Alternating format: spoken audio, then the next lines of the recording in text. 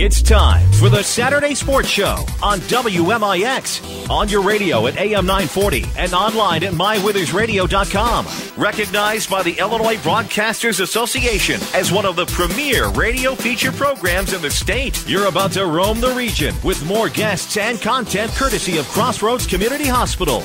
Live from the Powerhouse, the Saturday Sports Show starts now.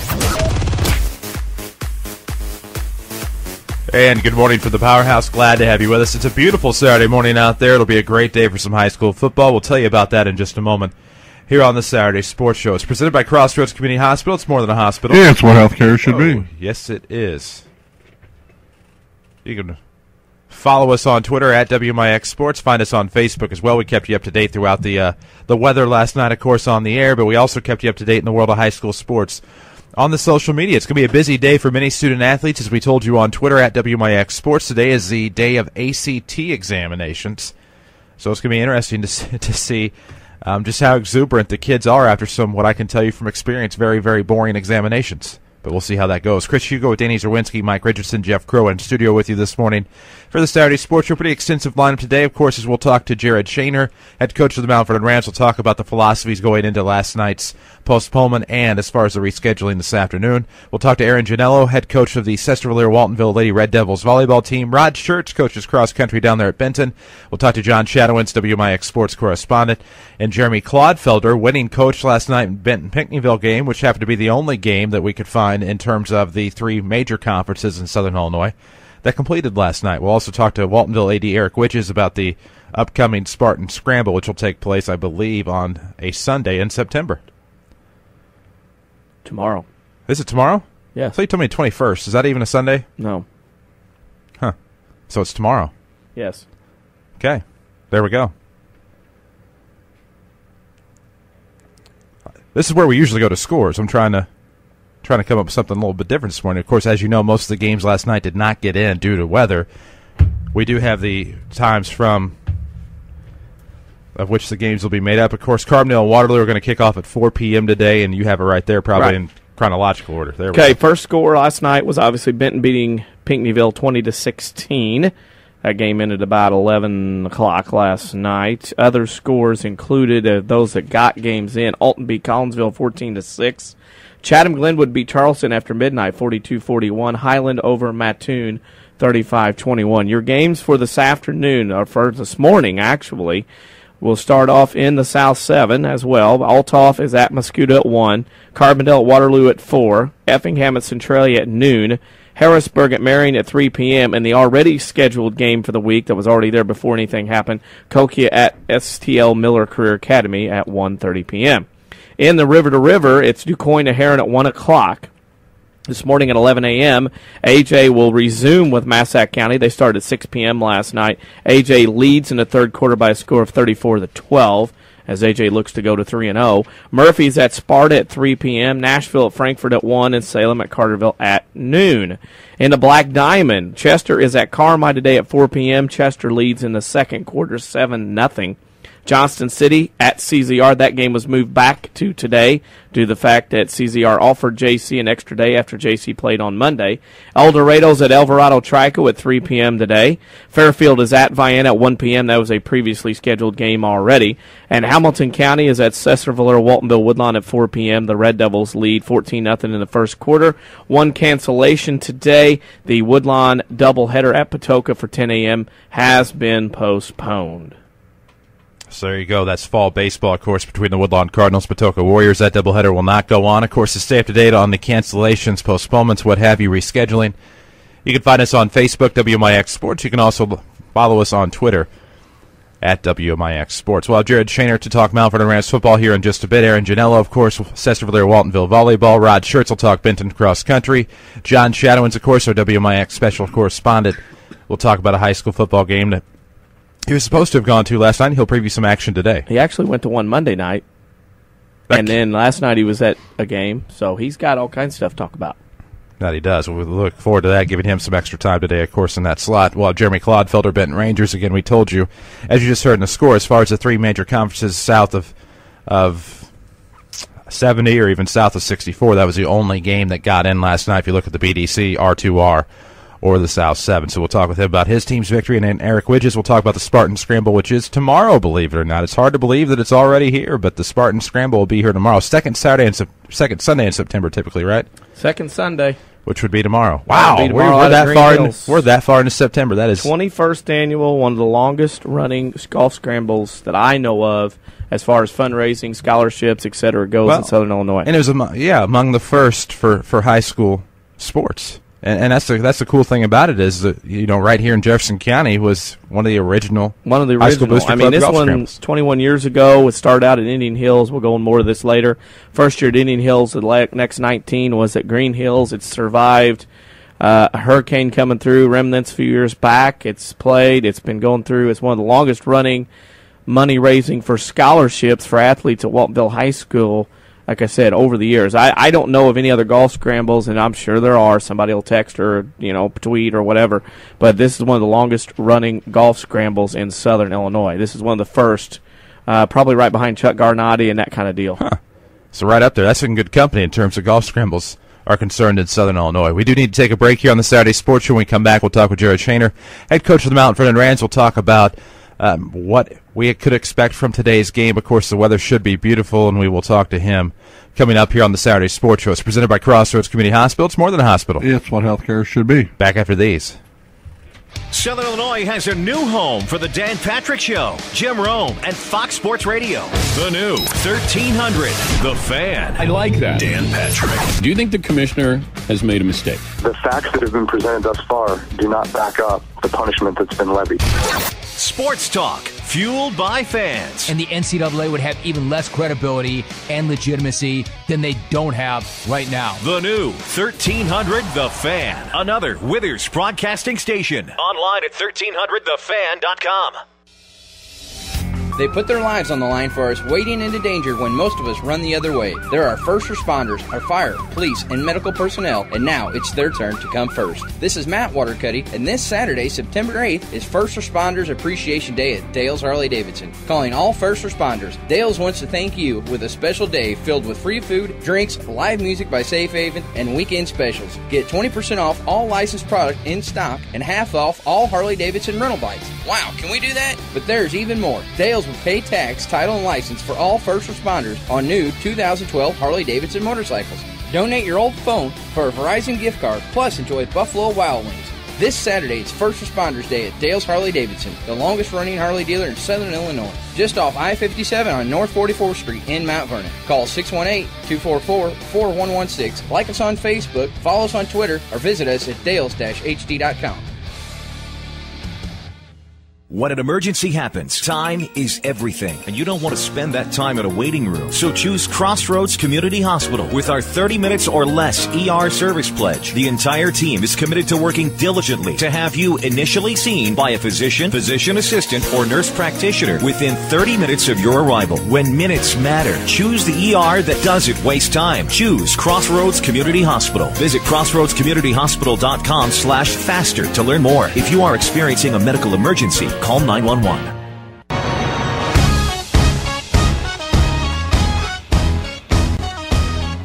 And welcome back to the Saturday Sports Show, WMIX, MyWithersRadio.com. Glad to have you with us for another Saturday morning of Talking Sports. Of course, we do have Coach Shurtz, Shaner, Mount Vernon Rams on the horn with us now. Coach Shaner, good morning. Good morning. How are you? You know what? Doing pretty good. Wish we could have gotten one in last night, but understood the circumstances. Of course, we'll go at it 2 p.m. today, Mount Vernon Triad on the road, and happened to, I guess, be in the right place at the right time last night. For the first time, I actually got to see what goes into basically deciding a time. And what went through your mind, I guess, whenever you get off the bus and the first thing you hear is, Coach, we're probably not going to be able to get this one in tonight? Yeah. Well, obviously we had an idea that was going to happen before we even took off. But, last week we took a little bit of a gamble. Some people had already changed their games, and we went up to Muscuda, and it worked out just fine for us. So, unfortunately, last night wasn't that way. But, when we got there, I talked to Coach Bassler, their head football coach, and then their athletic director, and I had Coach Creel on the phone as well. And, once we look at radar and realize that those grayish-green clouds weren't going anywhere anytime soon, then it just becomes, hey, let's figure out something that's agreeable to everybody and make it work. So how much discussion, without getting into detail, was there leading up to the game last night before you get on the bus about postponing or canceling or whatever, because other schools had obviously already changed their games? How much discussion was there between the two schools? Yesterday I went up and talked to Coach Creel, and as more and more schools were kind of postponing theirs or scheduling them back to today or whatever, I just went up and asked if Triad had contacted us, and they hadn't. So we gave them a call yesterday morning, and they kind of had the same mindset as us. To me, hey, it's football. It's Friday night, and that's the way it's supposed to be played. So we're going to do what we can. And unfortunately, that didn't work out. We took a little bus trip on the way up there, but other than a little gas, nothing hurt. So Doug and I called up there yesterday, and they said, hey, let's try to do it, and if something drastically changes, we'll call you.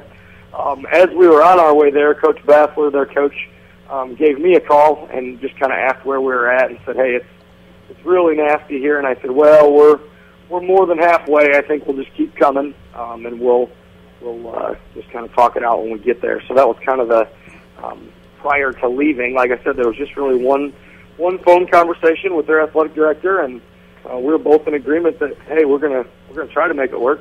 Of course, and one thing that a lot of people may not understand is that when you're talking in terms of rescheduling for a Saturday, a lot of times there will be underclass games affected, and some of the underclass games were impacted this weekend.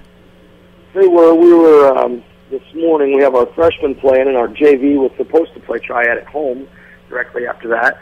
And unfortunately, schools our size and Triad's size, it would be fantastic if we had a full complement of varsity guys and then a full JV and a full freshman. But the reality is that some kids that suit up on Friday nights and maybe play special teams or get some plays now and then on the varsity level are your main JV players. So what we had to do was move our JV game back to Monday evening, which isn't the end of the world. We play several JV games on Monday nights anyway throughout the year. So we'll make that work. And then one other little thing that, not a little thing, thing that other people may not, realize or think about is that Coach Creel really has to do a whole lot of extra work on days like yesterday. And you think, oh, we're changing the game to tomorrow. Okay, we'll get on the bus and go. Well, you've got 5 officials that you need to contact and make sure that works into their schedule. As far as our gridiron is concerned, for a home freshman JV game, we've probably got between 12 and 15 concession stand workers, ticket takers, just various jobs like that, and all those people have to be contacted. So it's quite an ordeal, but that was really the only option we had last night. Of course, you're dealing with teenagers and taking them on a bus trip that could be, in essence, from anywhere 1 to 2 hours. Not getting to play that game last night, how do you kind of keep them corralled and keep that energy and focus in check whenever they know they're getting off that bus and not playing a football game? Yeah, well, we didn't tell them until the very last possible minute. That was part of it. So we tried to keep them, focused up until we realized that there was no possible way we were going to play it. And then on the ride home, we let them talk and listen to music and things like that. We're on the bus trip to a game. We don't let them do that. They need to be focused. They need to be quiet. They need to be thinking about the game. So we let them have a little bit more freedom on the ride home. And then when we got back here, we met as a team, kind of talked about some of those challenges and making sure they got to bed at a decent time, and got up this morning and got some breakfast and things like that. And then we'll come in this morning. The kids will be here a little over an hour from now, and we'll do kind of an extra walkthrough, kind of repeat all the things we've been saying all week long at practice before we get on the bus and go do it again. As far as getting ready and getting teenagers in a routine on Saturday morning, is there anybody having to deal with the ACT test that you know of on your team? No, I don't think so. I think today was a makeup day, if I heard that correctly, and I don't think we had any guys that were making it up, so we were okay there. The only we're pretty fortunate. When I came last year, I kind of instituted. I don't think they had done it in the past, but we have Saturday morning practice every week. Something that some schools do and some don't, and we bring the kids in and watch film, stretch, run a little bit, sometimes lift some weights, just to work some soreness out from the night before.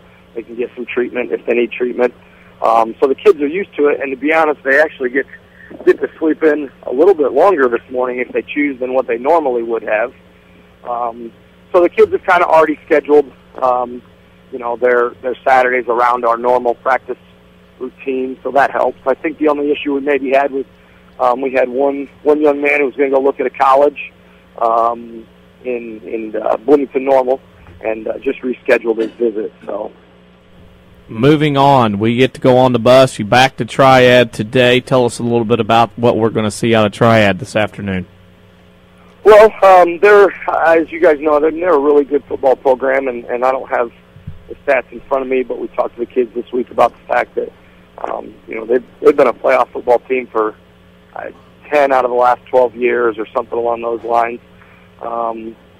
They're a good quality football team year in and year out, and it seems like the numbers may change and the names may change, but they kind of seem to have the same kids under those helmets every year. They have a big physical offensive line, and then they always have one or two just good, solid running backs who are physical kids who run well. And then they're ultimately, I think if they had to categorize themselves, they're an option football team is what they are. So that creates a whole other set of problems for defenses that come against them, and they're really well coached and good at what they do. Well, and speaking of good at what they do, obviously a long-standing tradition there at Triad High School. That game will be on the road today. It should be a much better day for high school football, obviously, with a 0% chance of rain at game time. But as a coaching staff expecting to have played last night, now going into today, does that give you a little bit extra time to prepare? And if so, does that help you today? Well, I don't know that prepare is necessarily the word. Ultimately, in high school football, when you have Friday night games and all your preparations are basically done by late Sunday night or sometime on Monday, and that's when you've settled on your game plan. This is what we want to try to do defensively. Here's what we think will work well offensively, and then you go and you put that in throughout the week. You may make a little adjustment here or there. Hey, now that we've used it in practice, I don't think this is going to work, or maybe here's something new we can try too. So I don't know that it's preparation, but what it does give us, and it's not necessarily an advantage because I'm sure Triad's doing the same thing, but hey, we get one more kind of walk through this morning that kids can just really focus in on, hopefully, and be laser sharp with what they need to do, know their assignments and their responsibilities. So we'll definitely take advantage of that this morning. Go through all of our special teams, make sure we got guys in the right spots, and then offensively and defensively, take one more opportunity, again, about an hour this morning to, just to cover everything one last time. One last time, one last question. Your question of the week this week is, being that it's ACT Test Makeup Day, we ask you, what was the toughest test you ever took in your academic school career? I actually know this. I had a coaching minor at Illinois State University, so I had to take anatomy, physiology, kinesiology, some methods courses and things, and I remember anatomy, physiology 2, part of the curriculum, it was a lab class. We would meet a couple days in the week in the classroom, and then ultimately our tests where we would go into a big, almost like lecture hall type classroom. We'd go around the perimeter, and there'd be tables set up with bones or muscle strands or different parts of the human body, examples of them, and we would have to identify what they were. And it was really it was one of the tougher classes I ever took. You had to know where every muscle, the origin and the insertion point was, and what those places were called on your body, and all these little tuberosities. So I can remember these tests where you went in there and just had a note card, and every station had a number, and you had to tell exactly what that thing on your body was. Wow. I know I couldn't do that. It was pretty difficult, and I thought I had a B locked up in the class, that there was no way I could get an A because I read the grade sheet wrong, and I bombed my final and ended up with a B when I really could have got an A in that class. Oh, no. Guess I should have paid a little closer attention to detail. Sometimes. Shaner, of course, we wish you the best of luck to the Mount Vernon Rams today, and we'll see you soon.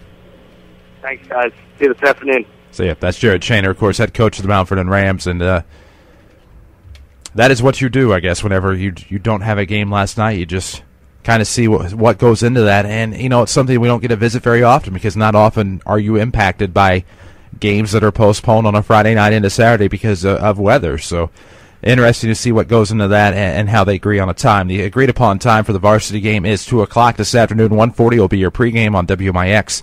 Video online at mywithersradio.com. We'll be glad to have you alongside. We need to take a break here on the Saturday Sports Show. When we come back, Erin Janello, head coach of the Sesser-Valier Waltonville Lady Devils volleyball team. Saturday Sports Show is presented by Crossroads Community Hospital. It's more than a hospital. It's what healthcare should be. Back after these. The state of denial is a drag and a trial. When I bought my cheap insurance, should have known this day would come. Now I've had an accident and I'm feeling quite alone. Called them at least 20 times, but they won't pick up the phone. Without personal service, my policy's kind of worthless. Get to a better state, State Farm. Don't deny yourself to call an agent. Tony Wilt in Mount Vernon, 242-1421. I'm Kevin Snyder with a look at your next rad weather for today. Clouds breaking for some sun. Cooler and less humid during the afternoon, high 72. Tonight, clear and cool, low 49. Pleasant tomorrow, mostly sunny, high 76. Low tomorrow night, 50. Pleasant on Monday, bright sunshine, high 79. Mostly sunny and nice on Tuesday, high 83. Wednesday, mostly sunny, high 87.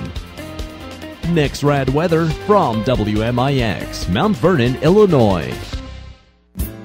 How can we keep the people we love safe and secure in their own home? Let the Medicine Shop's home medical equipment team help you with all your mobility and specialty product needs. The Medicine Shop provides mobility products like scooters, power chairs, and even stair lifts, allowing you to get around your home with ease. If you're having trouble getting in and out of your tub or shower, the Medicine Shop also offers roll-in showers and tubs that make getting in and out so simple. Here's Jeff Burkett, a member of the Medicine Shop's home medical equipment department, to tell you more. We do the high-end rehab, from power mobility, ventilators, bath equipment, safety, even the tubs, handicap tubs and shower chairs, as well as we even do stair lifts. We're not just a pharmacy. Thanks, Jeff. Whether you need a power chair or shower, the Medicine Shop has the answers you've been waiting for. The Medicine Shop. They want to improve the life of each and every patient. Call or stop by the Medicine Shop to find out more. Conveniently located at 2339 Broadway in Mount Vernon.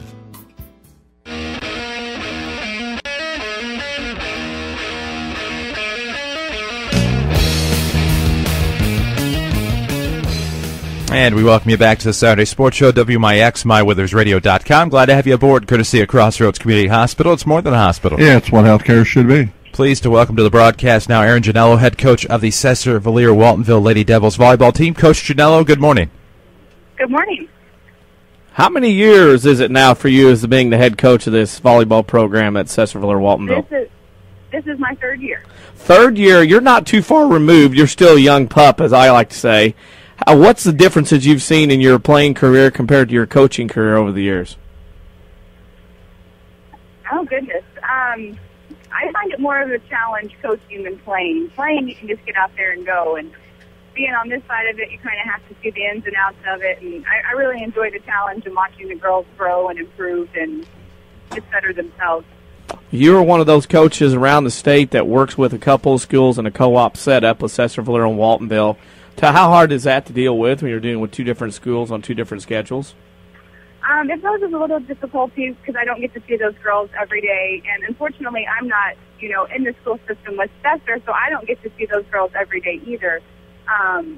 So that poses a bit of a challenge that you don't have the daily face-to-face time with them throughout the day. And it's hard, trying to coordinate and get everybody's schedule down when you've got two schools going. Your team is underway, winning the other night at the CR today at the Benton tournament. Before we get into all that, talk about some of your team members you're relying on in this volleyball season.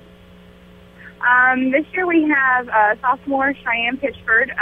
We actually lost her the first game of the season due to a sprained ankle, and we just now got her back. So I'm anxious to see how she's going to go. I've only got 3 seniors this year. I lost 8 of them last year. We had 8 seniors graduate, and I'm down to 3 this year.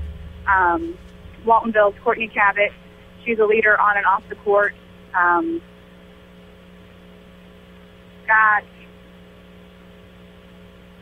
Those two are really the standout we've got going right now. We've got Julia Herzing. She is a junior setter. She stepped up to the plate for us big last year and is really improving this year as well. Playing in that Black Diamond Conference as you do, likes of Goreville, Hamilton County, Alvarado, how tough is that in volleyball over the years when playing competition like that? Goreville was a big benefit coming into our conference last year. They did amazing. They made it. I don't know if they ended up going to state. I know they went to their sectional. They are a standout program for no longer than what they've been playing in the Black Diamond, and they've made their presence known. Black Diamond is getting tougher. I'm glad to see that we're getting some recognition around the area. Speaking of recognition around the area, you're in the always tough Benton tournament this morning and this afternoon. Who are you going to be playing in that? We are playing Benton, Valmeyer, and Fairfield. It's a good, strong test. Also, looking at your schedule, it's a conference setup basically. Are there any other non-conference or tournaments you can be playing in the rest of the year? No, we've got too many conference games, so this is our only tournament. So how important is this today to get out and play some different games against different teams today as far as the rest of your season goes? For us, very important because we are considered a 2A seed with the co-op. So getting to see the bigger schools, that benefits us for postseason time. Well, we know you've got a tournament. We know you're getting ready to go warm up and get going. We want to ask you one last question. This is our WMIX Sports Facebook question or social media question of the week, and it is, since it's ACT test day or makeup day around the world, we ask you what was the toughest test you had ever taken in your school career? Probably the ACT science and reasoning section.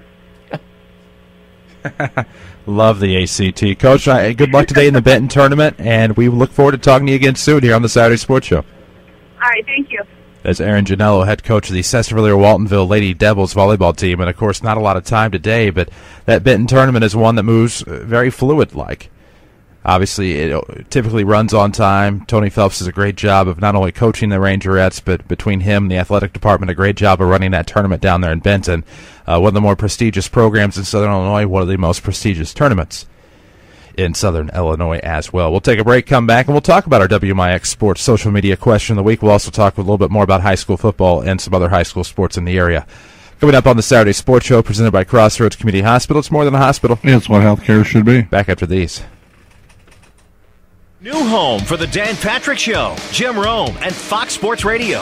The new 1300, The Fan. I like that. Dan Patrick. I think if you suck, you should be able to practice a little bit more than somebody else. There should be a sliding scale. Sports talk, fueled by fans. It doesn't matter if LeBron wins not 1, not 2, not 5, not 7. The Hater Nation will always be coming for him. The new 1300, The Fan. Another Withers broadcasting station. Online at 1300thefan.com. Hey there, I'm Jennifer, and I love living in Southern Illinois. But whenever I got sick, I used to think the best medical care was far away. I had no clue that some of the most advanced medical care was right here the whole time. Good Samaritan is my new hospital of choice because they combine exceptional response times, first-class facilities, and an outstanding patient experience. Good Samaritan partners with physician specialists and invests in the latest medical technology. They deliver the best care where I need it most. Locally. Now more than ever, they offer local residents like me a convenient alternative to bigger out-of-state hospitals where I'm a number, not a name. This saves me time, money, and keeps my family close, which out-of-state hospitals will never be able to provide. And in 2013, that care will get even better when they open the all-new Regional Health Center. It's that kind of investment that ensures we'll never have to leave home to receive the care we need. Good Samaritan Regional Health Center. Raising a hospital, raising the bar. The tradition of fine vehicles and great service continues at Second Chance Auto. They've been providing quality cars, trucks, vans, and SUVs for families like yours for over 32 years, and many are priced under $10,000. Plus, most have a 3-month or 3,000-mile warranty. Bank rate financing available with instant approval. No gimmicks, no pressure, just honest deals on great vehicles from your friends and neighbors at Second Chance Auto. Living and contributing back to the community they serve. Located on Route 142 East in Mount Vernon, or call 244-4582.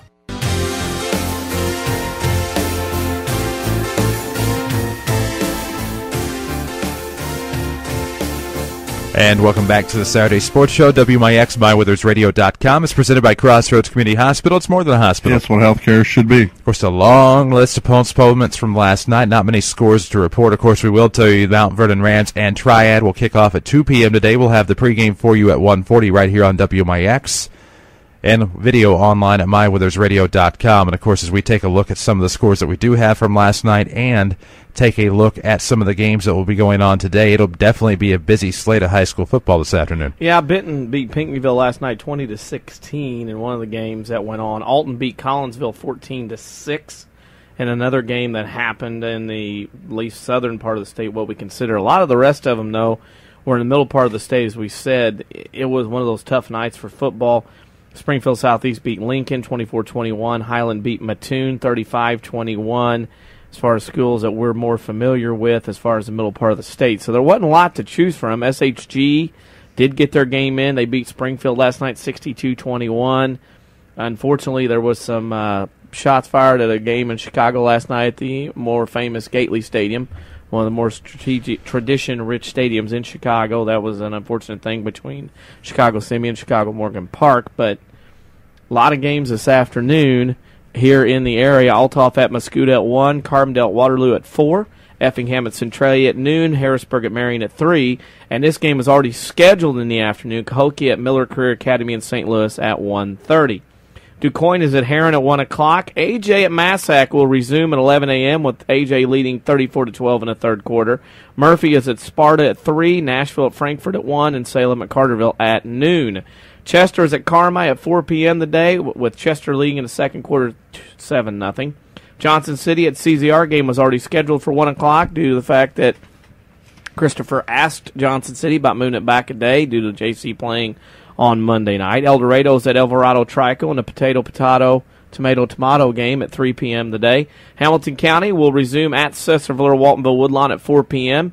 The Red Devils lead 14-0 in the first quarter. And Fairfield at Vienna, an already scheduled game at 1 p.m., based on that Vienna does not have lights. The Mount Vernon Rams golf team is at the Carbondale Tournament Hickory Ridge today. Waltonville boys are at the tradition and ever-famous Massac County Tournament today. Of course, we mentioned the Benton Tournament where the Sesser-Valier-Waltonville Lady Devils are. Mount Vernon girls tennis team is at the O'Fallon Quad today. High school baseball, Weber Township is supposed to be at North Clay for a tournament, weather permitting, field conditions permitting, but the Woodlawn at Patoka doubleheader today in baseball has been canceled. Of course, we were expecting to be able to talk about a lot of great high school football from last night, and I guess today, of course, we'll talk with Coach Shadowens, our WMIX sports correspondent, about some of the games that he has been to over the course of this week and maybe going to today, but you look at some of the dandies that were on the schedule this week. Harrisburg-Marion was one I was hoping to be able to talk about today to finally know who was going to win that one, as that has been a game that's been on my radar for a few weeks.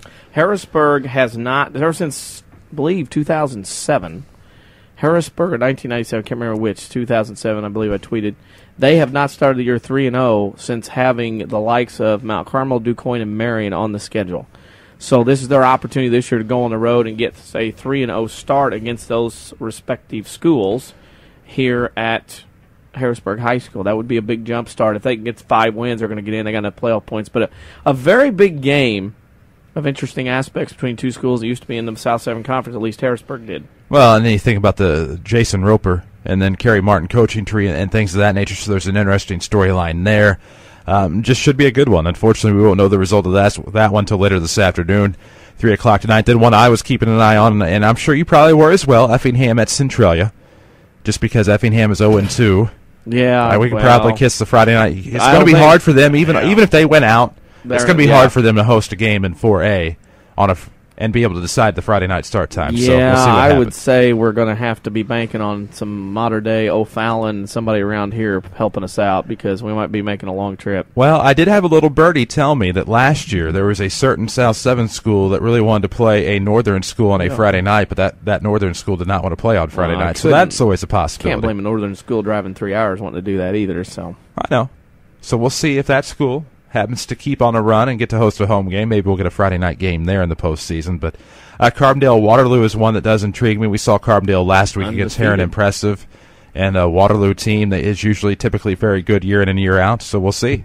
Yeah, both undefeated at 2-0, both with quick starts. Waterloo got a big win against a very highly touted Columbia team last week, 21-14. Of course, Carbondale obliterated Heron 60-20 at their place after beating Murfreesboro the week before. So the Terriers are 2-0, the Bulldogs are 2-0. A dogfight going to ensue over at Waterloo today on the turf at 4 p.m. Of course, then you have Nashville at West Frankfort today. A couple of teams coming into the year struggling somewhat. Somebody's going to have to win that one. And that'll be at 1 o'clock today, and that should be interesting. That's a great week 3 battle every year. Well, it is, and usually it is, because both schools are usually decent, at least, if not playoff quality. Of course, Tim Kuhn at Nashville looking for his first win, coming back to the alma mater. Of course, Brian Beery at Frankfort looking for a win. They've played a couple toughies to open their season up against AJ and Pinckneyville, get Nashville today before they jump into conference play. So one of those deals, one of those two teams today, obviously 0-2, they both need a win really badly. One that also intrigues me from an unknown perspective is Salem at Carterville. You know what? Here's the thing again. Salem, I know, is a borderline 3A, 4A school. Carterville picked them up. Carterville had Oblong in this slot ever since they switched to the river. Dropped Oblong, got Salem. And it's an interesting battle. Carterville's 0-2, have not been beaten by Benton 32-22, got shelled last week at St. Joe 50-14. Be interesting to see how Carterville is. This might make or break their season. They got to play Pinckneyville next week, who's 2-1 now. Big tough road. Of course, Salem looking for a win too. So very interesting battle between those two teams. Another battle between 0-2s with Murphy and Sparta today, and I think the edge obviously rests with Murphy at the moment. Sparta's struggling, but you never know. Could be a great one down there. It's one of those deals, having seen Murphy last Saturday at AJ, at the pit. If Murphy can stay disciplined with penalties and silly mistakes, it's going to be one of those deals where Murphy is going to beat a couple teams that we wouldn't expect this year. That's how good they are. And it did everything they could, had to do to win. They even threw a double pass on 4th down to take the lead late and win the game. This is a quality Murfreesboro team, and I would expect Murfreesboro not to have much trouble today at Sparta, considering Sparta's given up the most points in the area in the first 2 weeks. Well, and then, of course, I'm kind of skipping around a game for good reason here. We'll come back to this one that I'm skipping around here in just a moment. Althoff-Mascoutah, that's one I'm also keeping an eye on because you have a Rams immediate past opponent versus the Rams' immediate future opponent, with Triad being the president, of course. Althoff at Mascoutah. And I was actually hoping maybe to go take that one in today if the Rams got their game in last night, but that should be a dandy. Althoff comes in, having beat Collinsville, got shut out last week by Belleville West. So Althoff, by enrollment, is like a 2A school battling 2 8A schools in the first couple of weeks. Now they go play Mascoutah, a 4A school more their size, where Althoff is more around that. So very interesting battle. And again, with the good weather, Mascoutah likes to pass the ball. Althoff more conservative. It'd be an interesting battle of ways to play the game of football offensively. How about student-teacher, DuQuoin-Heron? That's the one I've kind of been skipping around as far as games originally scheduled for last night that were postponed over the course of the past 2 days. But that should be a dandy as well. I think you can throw the records out the window in that one. It's one of those deals that have been a great game over the years. DuQuoin has really struggled at Heron. They've gotten a couple victories here and there. But DuQuoin is 0-2. And Heron 1-1 coming off that shellacking at Carbondale last week, and they didn't even get to put primer on. One of those deals, DuQuoin is trying to avoid 0-3 for the first time since like the early 70s, late 60s. And that's a case where if you're DuQuoin, you're looking at 0-2, you're on the road at Heron today at 1, then you turn around, and next week you got to go to Anna Jonesboro. Indians could be 0-4. Heron's trying to get on the board. They got to get a win. They have a Benton team that's 3-0 coming in next week to the Graveyard. Very interesting matchup of teacher and pupil. Will happen 2 more years before Al Martin retires after today. I had no idea he was retiring. Yep. That's why I'm taken aback. Now, as far as games in Johnson City at CCR, again, originally not today, but it was rescheduled far enough in advance to where I'm lumping in this group of games that we expected earlier in the week to happen today. Johnson City coming off reeling after a Week 2 loss against Carmi at home on a rescheduled game on a Monday night, looking to take that out on CCR today. That was a tough game last year. CZR gave Johnson City fits at JC last year at the old Ralph Davison complex. JC, off a bad game Monday at home, big hoopla on the turf, got shelled. Now goes to CZR for a day game at 1 o'clock. Can Johnson City recover? They got to get some better quarterback play. They got to get some better offensive play. One of those things where CZR had I thought played very well at El Dorado. Lost only 22-13 down there. key case is if Johnson City can shake off that loss and come back today, and if CZR can take advantage being at home at Span Field, can they take advantage? It's a very tough place to play when you go in there and play the Bearcats, and I would suspect this one is going to be a tight battle this afternoon in Franklin County. Of course, then you have Fairfield at Vienna, and of course that one always going to be on a Saturday because Vienna does not have lights, so all of Vienna's home games are on Saturday afternoons. Vienna, Goreville, the Co-op. And with the expectations there with Coach Root in Vienna, and then with the legacy created by Justin Townsend there in Fairfield over the past few years, that one could be a dandy. Fairfield's off to that good start 2-0. Vienna's 1-1. Got a win last Monday night at Hamco in dominating fashion. A lot of people are suspecting and expecting Vienna Goreville to be in the playoffs under Mike Root. Fairfield wants to go in, take care of business, and go home and get to 3-0. And I think it's going to be a tougher battle than what most people think. I think Fairfield, obviously the favorite.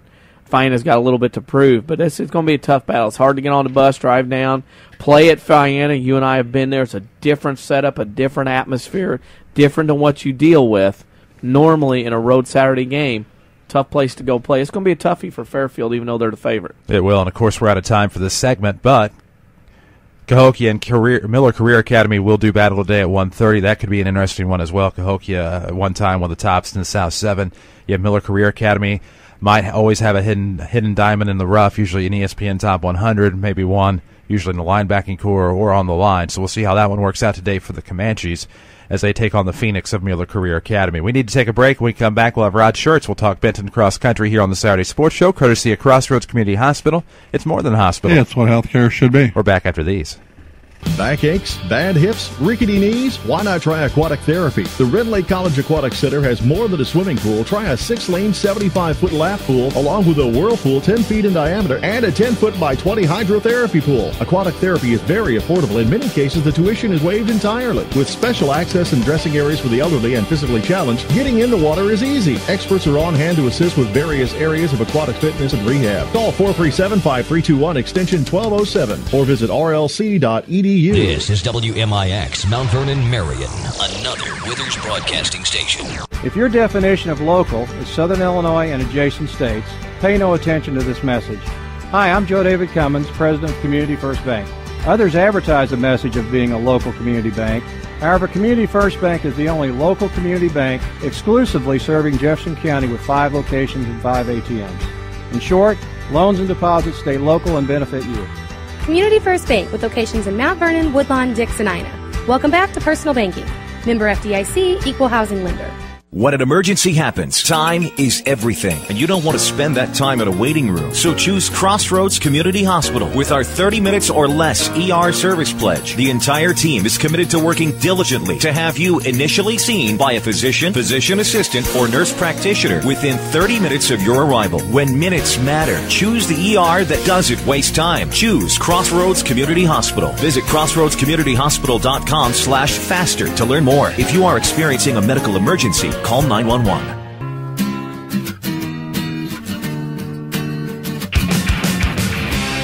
And welcome back to the Saturday Sports Show, WMIX, MyWithersRadio.com. Glad to have you aboard, courtesy of Crossroads Community Hospital. It's more than a hospital. Yeah, it's what healthcare should be. Proud to welcome back to the program. He is Benton's cross-country coach, Rod Shurtz. Coach Shurtz, good morning. Good morning, guys. Where are you at on this fine Saturday morning in the state of Illinois? We're upstate, Peoria, Illinois. Peoria really is the first of the finish invitational, hosted by Peoria Woodruff, and it's just a gorgeous morning. Is this 5 minutes away from the start of the girls' race. Hey, is this on the same course the state meet is held on? It is on the same course. Danny, it's a great opportunity to bring the kids up. We spent the night last night, a little camaraderie, and just really the biggest opportunity to come up and run the course, and hopefully we can bring some of the kids back. So what you're 1st of November. What you're telling me is Matt Wynn up and awake yet, or is he? Matt Wynn is up and awake. In fact, he wanted to get a run in this morning, but we neglected to do that. But we're both here and having a great time. Coach, how important is it for the kids to be able to run up there at Detweiler Park to kind of get a taste of what they would experience in November and kind of help establish that goal of getting back there? How important is that? I think it's very important. We have really about 4 or 5 kids on the team out of 20 that have been up here before. so it gives a lot of our younger kids an experience that they may not have during the course of the season. We have right around 50 teams, so multiply that times 7, you have quite a few runners here in this first race. And I just think it gives them the opportunity to see what and how important cross-country is in the state of Illinois, especially up here in the northern part of the state. But just a good experience for our kids, and it's an eye-opener in some respect, but an opportunity. Cross country. When you talk about cross country, it's individual. There's nothing else but that person going out and running. As a high school coach, high school teacher for so many years, how difficult is that to get kids to come out and run cross country, being that's just such an individual effort kind of thing? I think, Danny, it's tougher now maybe than it has been because, in the past when I was growing up and attending Benton High School, it was all about being a three-sport athlete. A lot of kids today have kind of narrowed that choice down. Maybe I'm going to participate in volleyball, and it's going to be a year-round thing, and maybe I'm going to participate in football or baseball or whatever it may be. It hurts. Running hurts. I mean, there's no question about that. It's a difficult sport. It's demanding both physically and it's challenging mentally. It just takes a special kind of kid, I think, to be involved in this sport. And to put in the miles and the work after school, it's 3 o'clock, 3:30, it's 100 degrees and humidity's up, and we're going to go out and work a couple hours. So I think it takes a special talent and a special type of kid and really a mentally tough kid. So we have those kids. They're young, a lot of them, but we have a great group of about 20 kids. I think we have 6 girls and 14 boys. So I'm happy with this turnout, and it's good to work with kids who want to come out and try to get better every day. Speaking of getting better in your kids, talk about some of the guys you're relying on this fall for in your cross-country team.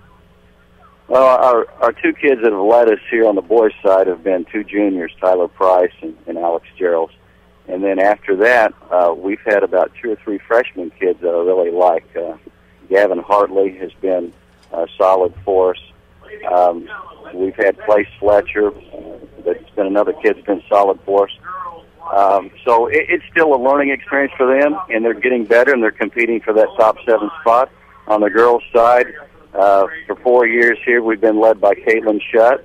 She's, of course, a senior, and Jenna Johnston, who you might know, Jeff Johnson, who was coach there at Benton, now principal over at Christopher High School. His daughter's a nice little runner. And then Coach Wynn's daughter, Bailey's a senior, Chelsea Tabor, Taylor Ann Miller, and Aubrey Newcomb kind of round out the girls for us.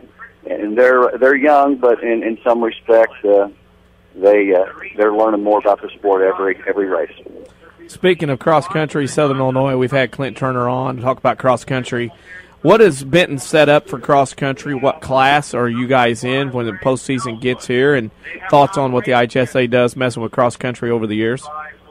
Well, first of all, I'll speak on Clint. He's a good friend of mine. I think he does a great job there at Mount Vernon High School, and their cross-country teams are always tough year in, year out. We're Class 1A. We're going to compete over at Metro East at SIUE Edwardsville here later in the year for the sectional meet. A lot of teams down our way. I mean, you look at Erin, the last 2 or 3 years, they've been solid in our conference. On the other side, you look at Sparta, Nashville. So a lot of good cross-country teams in the South, and I think when the postseason comes about, you're going to see some representation from the Southern schools and Southern individuals. So we're looking forward to it. It's exciting. Coach, I know you're busy, of course, and probably need to get going, but I can't remember if we did this last time you were on. We do the WMIX Sports Social Media Question of the Week, and it's a little bit off topic, of course. But the question this week is, since today is an ACT test day, what was the toughest test you ever took in school? Toughest test I ever took in school had to be trigonometry. Ooh. Trigonometry. And you know what? I don't really think I had to have that course. I just took it because 2 or 3 of my buddies were in it, but still it was tough. Hey, I got to ask, is the master up and about this morning? He probably is. He's been invited to do a little bicycle fundraiser next weekend for Steve McCommons, who was one of our teachers and coaches at the high school. In fact, Dave Severn puts on that event. It's a little fundraiser, and I think he's trying to gear up for that. So if you see some old guy out on 148, it might be him. And an earring, is that what you're telling me? Look for an earring, too? Well, earring, bandana, whatever it takes, he'll get it done. Coach, thanks for taking the time to join us, and good luck at guys, Detweiler. It's always a pleasure talking to you, and thanks for having me, and we wish you all the best down there in Mount Vernon. Totally likewise. That is Coach Rod Shurtz, Benton Rangers cross country, and we were glad to have him this morning on the Saturday Sports Show. I always love the retrospectives about the master here on Saturday morning. Yeah, the master is a legend. He is one of a kind. Mike Richardson, comment on the master? Well, I mean, he's never changed. He's always been his own man. That's fantastic, and a lot of people do know, but if not, the missus was my school teacher at Woodlawn Grade School, and we've always had fond memories. And then obviously being in the sports world, we see each other all the time. You name it, we see each other there, and reminisce about old times and all the future things. And I think the earring is just part of the legacy that will continue to live on, and we've all had a good time with it. Of course, we're talking about this big invitational up there at Detweiler Park. We cannot forget about the Mount Vernon Cross Country Invitational going on today at Veterans Park, just off of 27th Street. And good luck to all the runners out there. That's actually a fun event if you can get out there to watch it. Unfortunately, it typically takes place during our show, or gets started anyway, and so you can often see the end of a race when we're done. But a great event. Weather today for that. Oh, yeah. I mean, and you're getting closer now. We do need to slip out to a break for the top of the hour and come back with John Shadowens, but you're getting to a point now where temperatures like this to start out are going to be closer to emulating the temperatures you might experience in the postseason, especially once you get up there to Peoria, where it's going to be cold and it's going to be windy come that Saturday morning in November. This is about as close as you're going to get for mid-September, early September. And I'm sure Benton is in Peoria. They're getting, with the other teams, they're feeling the same deal, same weather. It's good for them here. And cross country is not a sport to be run when it's 80, 90 degrees. It's a 40 to 50 degree thing or colder.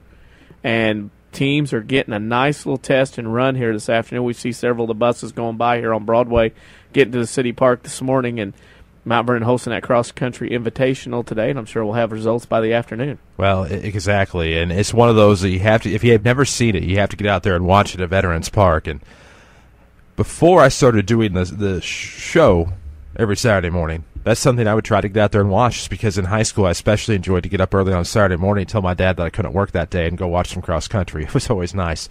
As a kid. But we do need to take a break. When we come back, we'll have WMIX sports correspondent John Shadowens coming up on the big show. It's presented by Crossroads Community Hospital. It's more than a hospital. It's what healthcare should be. Back after these.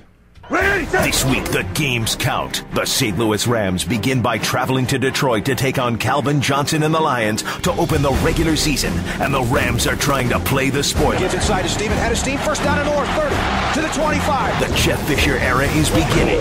Dominate on 3. 1, 2, 3, dominate. Kickoff is set for new pregame begins at 11 a.m. on the St. Louis Rams radio network. I'm Steve Savard. Join me and DeMarco Farr for St. Louis Rams football on AM 940 WMIX.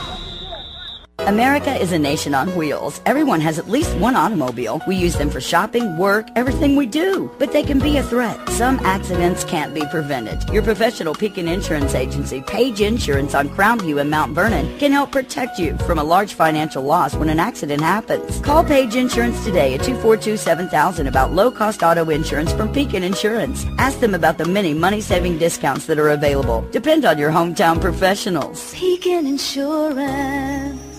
Southern Illinois has a new home for the Dan Patrick Show. Jim Rome and Fox Sports Radio.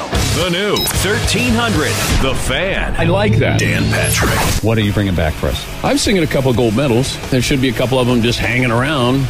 These guys go to the bar and put it down. Sports talk, fueled by fans. The best smack talker in all of sports lost to the best fighter in all of MMA Saturday. The new 1300, The Fan. Another Withers broadcasting station. Online at 1300thefan.com. When an emergency happens, time is everything, and you don't want to spend that time in a waiting room. So choose Crossroads Community Hospital with our 30 minutes or less ER service pledge. The entire team is committed to working diligently to have you initially seen by a physician, physician assistant, or nurse practitioner within 30 minutes of your arrival. When minutes matter, choose the ER that doesn't waste time. Choose Crossroads Community Hospital. Visit crossroadscommunityhospital.com/faster to learn more. If you are experiencing a medical emergency, call 911.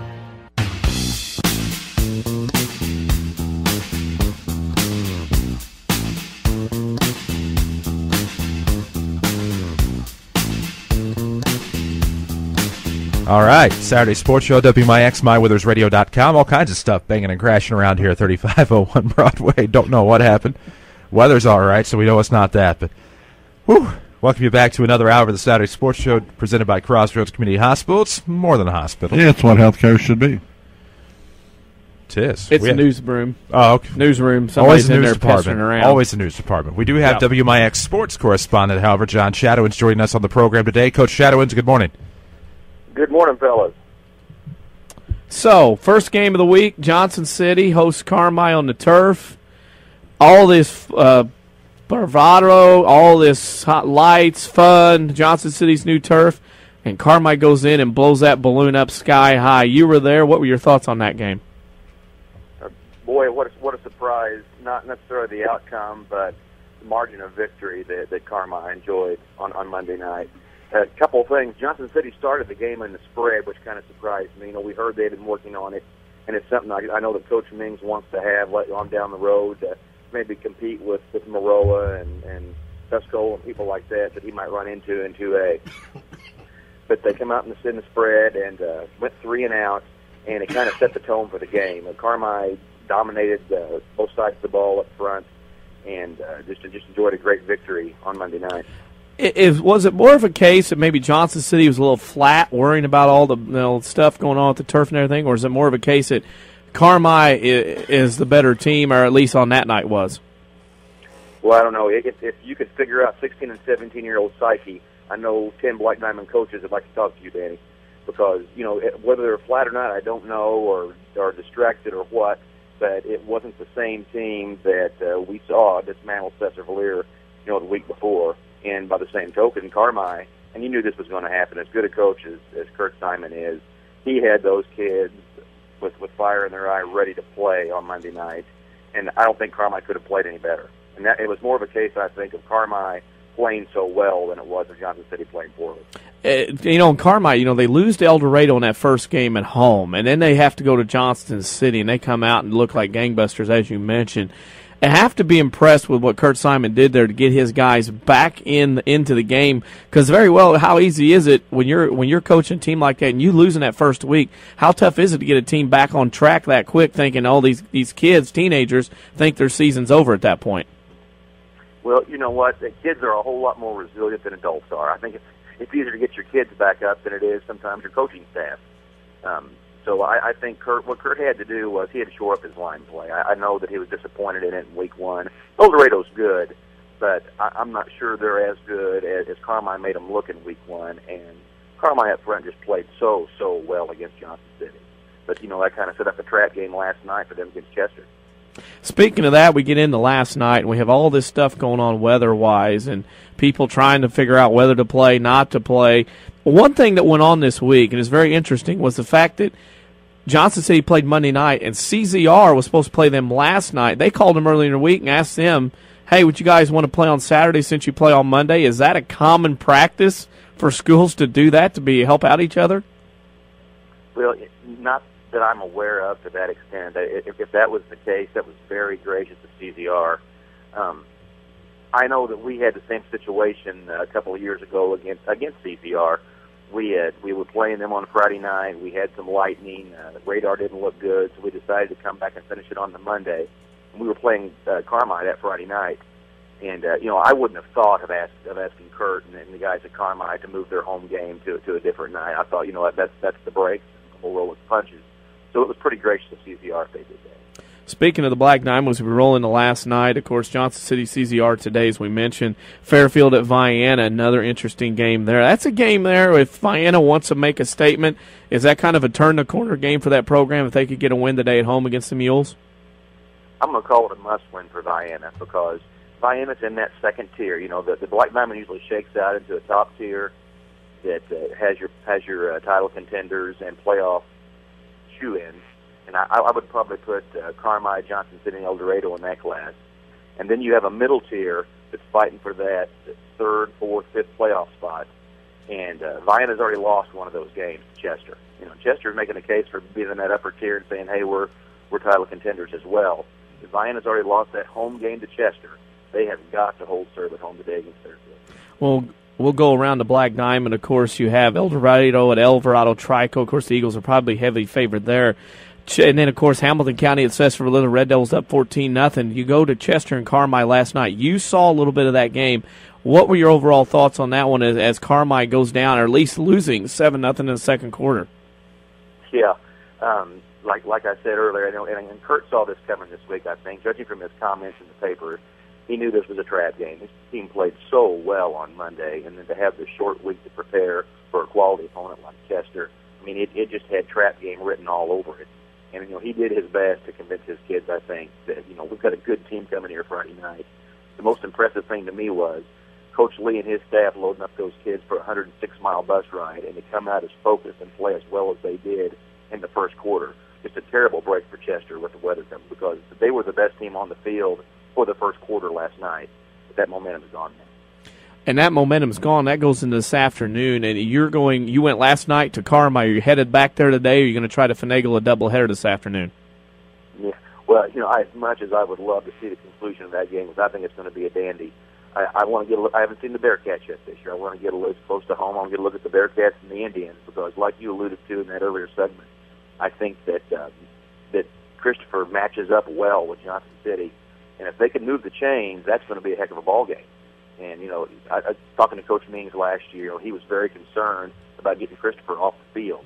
You know, in his own words, he said all they want is 4 yards, and they get it most of the time, and that keeps the chains moving. So that's going to be a good one. And then I hope to catch the second half of Harrisburg and Marion. And you talk about games that start last night, and you come back into the day of the new game. It's a new day, new situation. As a coach, coaching staff, getting teenagers to get back into game mind, game set, how tough is that when you're playing one game on 2 different days like Anna has for 3 weeks in a row? Yeah, it's incredibly tough. Because, you know, like I said, these teenagers have so much going on in their lives. And, yeah, football's important to many of them. But, you know, they've got girlfriends, they've got schoolwork, they've got a social life. And once they get on that bus, you know, and they've got their iPods in their ears and doing the different things on their cell phone and whatnot, unless you want to pull a Milton Young like you did back in the 80s and just stand up on the whole bus trip and stare at them and not allow a sound, it's hard to keep a busload of kids focused for that long of a trip. So I would say incredibly hard. Going in, we'll go around the area now. We'll jump out. You've got the River to River going on today. You got South 7 games going on. Any game in particular, you said you're going to check Harrisburg at Marion out. Any other games in your eye that kind of go, you know, hey, this means something for a school or two in the area? Well, the one we talked about earlier, I would love to see Vienna and Fairfield. And when I first made my schedule early in the year, that was a must-see, but that was without the weather, you know, intervening and whatnot. So I'm going to take in Christopher and JC as well. But those 3 diamond games, huge games with Carmi, Chester, and Fairfield, Vienna, and, of course, JC Christopher. And you've got the crossover game between, well, not crossover, but an interconference game between the South 7 Wildcats and the River to River Bulldogs. I mean, what a lot of great football going on today. I know, great football going on. Another team, you mentioned the big games in the diamond. Another team right now, a couple. DuQuoin, 0-2 at Heron. Carterville 0-2 at home versus Salem Day. 2 teams going into last year, the 2 longest playoff streaks in Southern Illinois, are both 0-2 now. Based on what's coming on today and the rest of the schedule, who, in your mind, is in the most trouble of not making the playoffs again? I think Carterville's in real trouble. They really needed that Week 1 game against Benton. And I know they have a young team, and early in the year with a young team, of course, you're going to take your lumps. But they really that Benton game was a swing game for Carterville, and one they could have won, and that really hurt. Of course, you know, getting beat by St. Joe's, there's no shame in that. But then they're going to head into the meat of their schedule here after this week, and it's going to be tough for them. I digress a little bit. Last week, you and I had a game that you and I were happened to be at the same day. Murfreesboro at AJ, a Red Devils team, if they can cut their mistakes down, has got some absolute talent. And an AJ team just keeps grinding out victories. Your thoughts on those 2 teams and what you saw last week? fascinating game, I thought. Murphy, and of course, we just saw Danny the last three quarters. But in the last three quarters, I thought the best team on the field was Murfreesboro. The difference in the game was those Anna kids know how to win, and Brett Dietering can flat call plays. You know, the double pass that you talked about earlier. He set that play up, I'm going to say 10 minutes beforehand. He threw a smoke screen out in the flat. Fairly innocuous play, you know, not too threatening. And it was a nice game. But what that did was it brought those safeties up. When he hit the flat again, here come the safeties to stop that smoke screen. And there, that tight end went down the middle wide open. It was just a masterful job of setting a play up that maybe people didn't notice. You mentioned that play, and then when you get 4th and long, and everybody in the stadium knows, okay, they're going to have to score. There wasn't a lot of time left on the clock.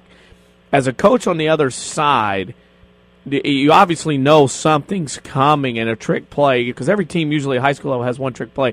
How hard is it to get those kids to stay in their assignments, knowing that trick play is probably coming out of the bag at that point to get Anna Jonesboro into the end zone? Yeah, if you ever saw me on Friday, you'd know how tough it was, because I'm screaming, loosen up with our hand signals we got for loosen up. Don't get deep, don't let them behind you. And the whole staff is yelling that, and I'm sure the Murfreesboro staff was. But it's so inviting for those kids. Murfreesboro had seen that play earlier, that smoke screen. Those safeties, even though they were hearing loosen up, they saw that ball go to the flat, and they thought, I'm going to make a play, and they fly up there. And you can't blame the kids. You know, Murphy is just now starting to compete again with these good teams. They were eager. They were trying to make a play, and it was a perfect call at the perfect time. Perfect call was last night. Benton decided to stay at Pinckneyville. They get their game in. Rangers go to 3-0 with that 20-16 win over the Panthers on the road last night. How much of a shock with what Benton lost last year talent-wise is that for the Rangers to be 3-0? Well, I'm not going to call it a shock, because the last 2 weeks I think they were favored. I think, you know, they should have beaten Sparta. They should have beaten Pinckneyville. Winning that swing game with Carterville first was the big one. And when they got that one, you kind of expect them to be at 3-0. I'm not going to call that a fluke, but at the same time, I don't think Benton is the same quality of team they were last year. Coach, as you know, special correspondent for us, you know every week this is coming, the WMIX Sports Social Media Question of the Week. Today being ACT Day for many of the high school seniors across the country in the state of Illinois, we ask, what was the toughest test that you ever had to take in your academic career? You know, I listened to your earlier segment, so I heard Coach Shurtz ask me, so I had a little bit of time to think about it, and it brought back some bad memories. We had a class in college called Beowulf, and that was ancient British literature. And the test, an essay test over the Canterbury Tales, and the professor was from Yale, and he knew it. No. It was a bear, and so thanks for those bad memories. I have bad memories of that type of literature as well, so I am right there with you. Oh, wow. Coach, obviously we appreciate everything that you do for us here, and appreciate your insight each and every week on the Saturday Sports Show. We can't wait to do it again next week. Hey, I look forward to it, guys. Thank you very much. That's John Shadowens, of course, WMIX Sports Special Correspondent. Different game or games every week. We'll analyze them, break them down here on the Saturday Sports Show, WMIX, and MyWithersRadio.com. Speaking of breaking down games, tune in for the pregame today, Mount Vernon Rams football. It's at 1:40 right here on WMIX AM, online at MyWithersRadio.com with streaming video. We do need to take a break. When we come back, wait, let me check. You know what? I think we'll be fine here for the moment. What about the all the stuff that went in last night? I got to say this. A big congratulations and thank you to all local administrators, school personnel, referees, and otherwise who are involved in decisions in before, during, or after weather-related games to cancel, because that's not something that's talked about a lot when people have to make good decisions or make quick decisions that are good in that situation. And thanks to everybody in schools involved in stuff last night or today or during the week for doing that. Well, and the ones that were able to do it before trips were made or things happen, you know, we appreciate that, but we also appreciate the schools for working together as far as what was best for the children and their safety, and young adults, I guess you could say, in terms of high school sports. And they did the right thing in multiple cases, and a lot of games were postponed. We'll run down those a little bit later. We do need to take a break, and we'll talk our WMIX Sports Facebook question if we have time. Here on the Saturday Sports Show, WMIX, MyWithersRadio.com, presented by Crossroads Community Hospital. It's more than a hospital. It's what healthcare should be. We will take that break. Back in a moment. Learn to live healthy, learn to live well, and learn how you can live free from unexpected medical expense with a major medical expense policy from Pekin Insurance and the Page Agency. Health insurance that covers hospital, medical, and surgical expenses offers a wide choice of deductibles and a non-tobacco user discount, too. Rising medical costs don't have to be a problem with a major medical expense policy from Pekin Insurance. This is coverage we hope you'll never need, but you just can't be without. Call the Page Agency at 242-7000 about a major medical health insurance plan today. I'm Kevin Snyder with a look at your next rad weather for today. Clouds breaking for some sun, cooler and less humid during the afternoon, high 72. Tonight, clear and cool, low 49. Pleasant tomorrow, mostly sunny, high 76. Low tomorrow night, 50. Pleasant on Monday, bright sunshine, high 79. Mostly sunny and nice on Tuesday, high 83. Wednesday, mostly sunny, high 87. Next rad weather from WMIX, Mount Vernon, Illinois. The Orthopedic Center of Southern Illinois proudly welcomes Dr. Brian Steinke to their medical staff. Dr. Steinke is an orthopedic surgeon specializing in spine surgery, treatment of the injured back, and will provide the newest state-of-the-art procedures in the region. Dr. Steinke is fellowship trained in spine and brings prestigious credentials to the center. Dr. Steinke will be seeing patients at the Mount Vernon and Centralia locations. To set up your appointment with Dr. Steinke, call 242-3778 or visit their informative website at orthocenter-si.com. Discover the difference. Select a checking account that pays you interest. People's National Bank introduces People Select Checking. It has all the services you have come to expect from People's National Bank. Visa debit card, online banking, bill pay, and unlimited check writing. And you can earn 0.17% annual percentage yield on balances over $1,000. Visit me, Melody True, at 522 Main Street in Mount Vernon to start earning interest on your checking account. People's National Bank, member FDIC, $100 to open. Rate may change after account opening. APY is accurate as of September 2nd, 2012. Fees could reduce earnings on account.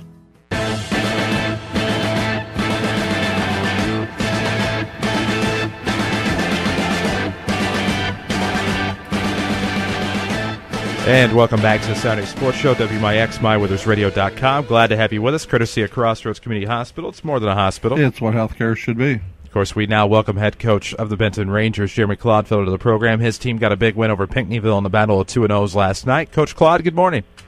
Good morning. How are you guys? You know, doing pretty good. I have to imagine you're doing a little bit better. Your team gets a win, but not only that, your team actually gets your game in last night. You did have a brief weather delay due to a severe thunderstorm warning that went through Perry County last night, but you're able to get that one in, and I have to imagine you guys feel a lot better for it now, 3-0.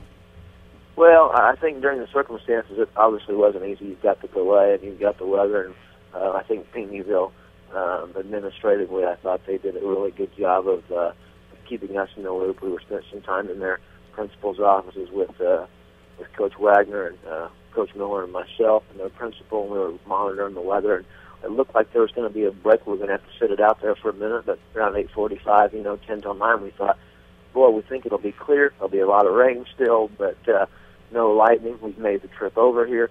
There are some kind of circumstances as far as today's concern on a little bit on their behalf, but they really wanted to get the game in and needed to get the game in, and we really weren't interested in being there at 8:30, 8:45 and having to come back over and play the next day. So we thought, let's ride it out. And I can tell you, while it was a gutsy, hard-fought battle between both teams, it's certainly nice to wake up this morning and there's all these games going on in the area, and we're the only game that actually got completed last night.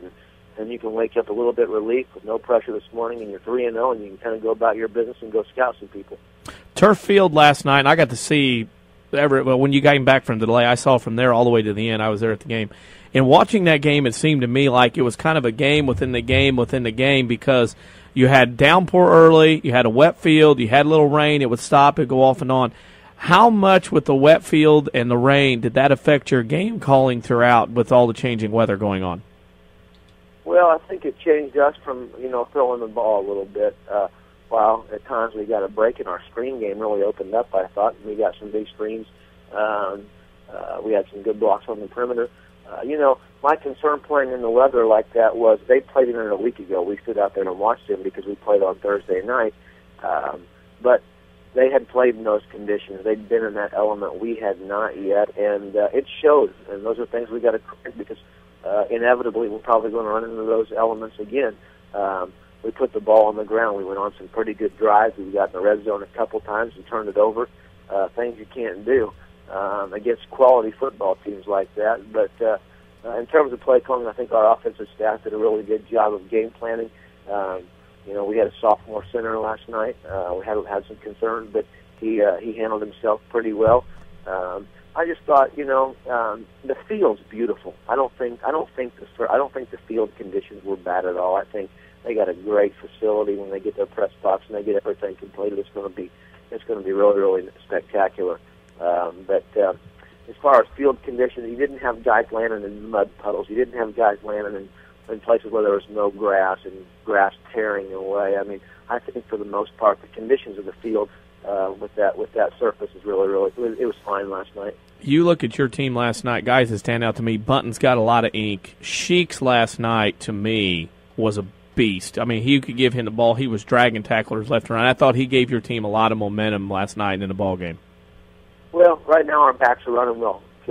I think they're running behind a pretty solid offensive line, and we're looking forward to getting Dalton back, which is another guy, and not just another guy, but a really good one in our minds and other people's opinions too, evidently.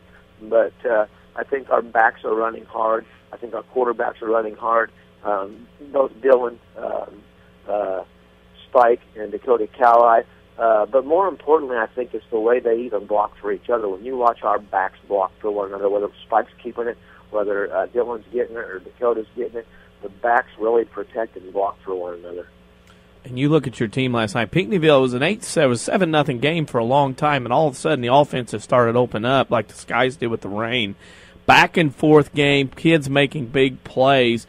It comes down, and you guys made an interception at the end to seal the win. I mean, it seems to me your team has turned that corner into a culture of winning now in your Benton program. They were not rattled, weren't worried. They went out and played what they had to do last night to get that win.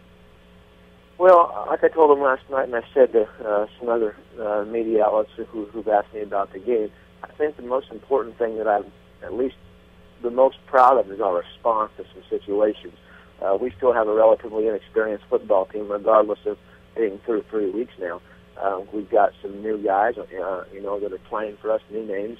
But I liked our responses to certain situations. After we went down and scored with a few minutes to go to the game and took the lead, right before the kickoff, I pulled our defense together and I said, "This is why we get paid the big bucks. Don't have that big eye right now. Look at me. This is when you want to play. This is what great defenses aspire. This is the positions they want to be in. They don't want." They don't want the offense to have to drive down and win the game. Great defenses want the offense to score and have to try and seal the deal themselves. And I thought our kids, and even with the Bosch kickoff, we gave them kind of a short field there, it seemed like, and our kids still kind of rose up, and I think they want to have that mentality of being a great defense. I was excited about the way we responded to the situation. It's been a weird week for us, weird few weeks. I know you alluded to Jonesboro in week 3 and 3 two-day games, but we have a 24-hour notice. We end up playing a football game on Thursday. A week ago, we sit for 8 days. We kind of sit around all day. It was uncertain. Everybody continued to cancel games, and we're kind of thinking, why are we not doing this? We go over and we get it in, and we have the delay. I think it's kind of been a roller coaster, and again, I think our kids and our coaches, I think our response to some things have been really handled well. But we got a lot of improving to do. You watch the tape and you look at some mistakes, you can be humbled pretty quick. Speaking of getting on the road there, you guys are 3-0 for the second year in a row to start a season. You go to Erin next week. You get a free scout into them on that. Now into the Ohio division, the likes of Erin, a much-improved Murphy team, Harrisburg. How important was it to get those 3 wins out of the gate, knowing how tough that Ohio division is going to be this year? Well, now that you are critical, I don't think you can go out and say that at any point in time on your way towards that goal, because if you're 2-1, you can't hit the panic button and freak out. If you weren't 3-0, you got to go day by day still, and just continue to improve. But now that we're 3-0, I think it's huge. I think it's critical because the Ohio division is a grind. It's a grind for who we are. It's a grind for who we play. Especially when you think about this year, we're going to Erin, we're going to Massac, we're going to Harrisburg. We've got Murphy at home, we've got Frankfort at home. I mean, it's a grind. So I think being 3-0, I think regardless of scores, regardless of situations, regardless of how you played well, you've got to continue to get better each and every day. We've got things we've still got to correct and clean up and shore up. At the end of the day, you want to wake up on Saturday morning, and for a lot of teams, it's going to be tomorrow morning. But if you're 3-0, you've met your goal. So, if I'm correct in thinking this, you're now 2-0 this season on turf. So, how long before you get AD Ryan Miller off to decide and say, we're 2-0? Can we get some help here and get some turf like everybody else? Well, I told our kids last night. I said we're 2-0 on turf, and it looks like as of now, unless you hit somebody in the playoffs with one, if you took care of business all the way, and as far as long as you'd like to take care of business, maybe we could have one more turf game. And they smiled, and it's one of those things. I love our field. I do. I think we have a great environment. I think we have a great stadium. I love a grass field. While their conditions while they're turf, and it's nice. Them and those in Carterville both, and I'm sure everybody else in the area has done it. And obviously, it's a benefit to have that when you have inclement weather like we've had the last couple of Fridays. But right now, we got what we got, and I love our facility. I wouldn't change much about our facility. If now someone came and said, "Hey, we'd like to check," we'll see what we got to do. I don't think you wouldn't turn anything down like that, but no. And the biggest thing is for us in our situation would be from a practice standpoint. You'd be able to practice on it every day. I think that would be the biggest benefit for us. But I don't see anybody probably coming up with a $700,000 $1 million check anytime soon. We're going to play on grass, and we can still get them cars up there close and tailgate around the field. And that's part of the environment I wouldn't want to lose with the turf facility.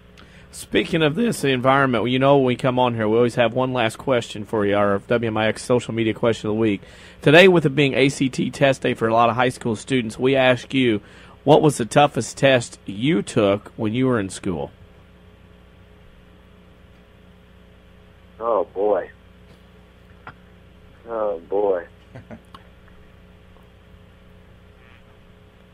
I'd probably say the ACT when I had to retake it because I'm not very intelligent. I had to take the AC test in the morning in Charleston, and the whole time I was taking it, I was thinking nothing about the ACT as much as I was a baseball game against Sullivan High School, and we were going to play that late afternoon, and it was kind of a rush-through deal, and we're not going to talk about my score. Oh, man. Coach Clodfelder, thank you for taking the time to join us this morning. Congratulations on 3-0, and we look forward to talking to you again throughout the season. Okay, thank you.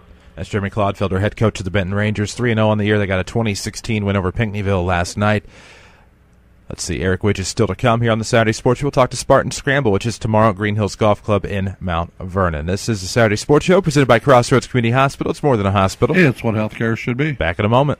When an emergency happens, time is everything, and you don't want to spend that time in a waiting room. So choose Crossroads Community Hospital. With our 30 minutes or less ER service pledge, the entire team is committed to working diligently to have you initially seen by a physician, physician assistant, or nurse practitioner within 30 minutes of your arrival. When minutes matter, choose the ER that doesn't waste time. Choose Crossroads Community Hospital. Visit crossroadscommunityhospital.com/faster to learn more. If you are experiencing a medical emergency, call 911.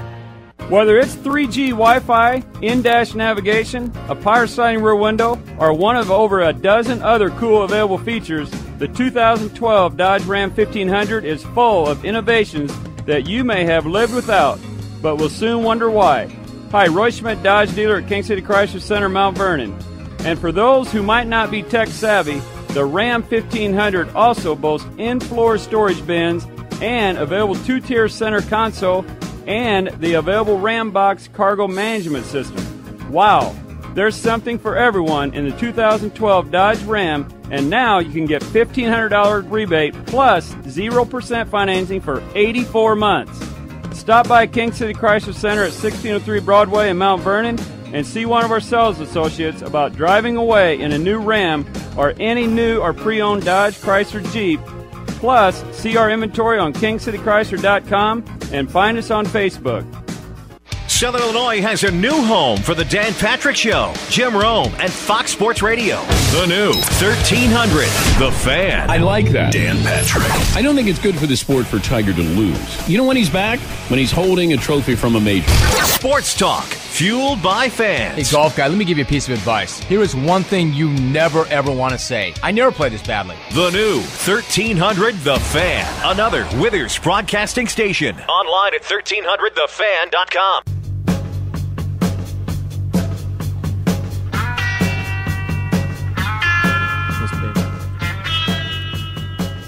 And welcome back to the Saturday Sports Show, WMIX, MyWithersRadio.com. Glad to have you with us, courtesy of Crossroads Community Hospital. It's more than a hospital. Yeah, it's what healthcare should be. Waltonville High School Athletic Director Eric Witges joins us now on the program. Of course, the Spartan Scramble tomorrow at Green Hills Golf Club. Eric, good morning. Good morning, guys. How are you? We're doing pretty good, but I have to imagine going into tomorrow, the 21st annual Spartan Scramble, one of the longest-running high school sports booster scrambles in the state, and maybe beyond that as well, but definitely a big event and a huge fundraiser for Waltonville High School athletics. Yeah, it's our big event of the year. We get a lot of help from the community, especially those that help with the golf scramble. But we have a lot of loyal fans, loyal players that come back to us year in, year out. I think we've got 2 groups that's played in it for every year. So that goes a long way with us, and that says a lot about what we're doing there. Over the years, 20 years of raising money for scholarships, how much money has been raised total in that 20 years?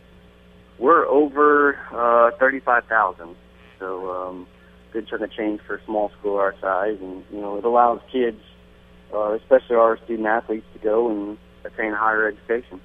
Speaking of that, talk about the requirements or the rules this money, as scholarship money goes to. What does a high school student at Waltonville High School have to do in order to get some of the scholarship money? Well, there's criteria they have to have. They have to have a minimum of a GPA of 2.5 over the course of their 4 years. They have to be nominated by a coach in a sport they played, and then they have to have 8 points. And we base those points on per sport played. So if they play 2 sports for 4 years, they get their 8 points. Or, a combination of a sport here, their sport here, as long as they have 8 total points, they're going to qualify for the scholarship.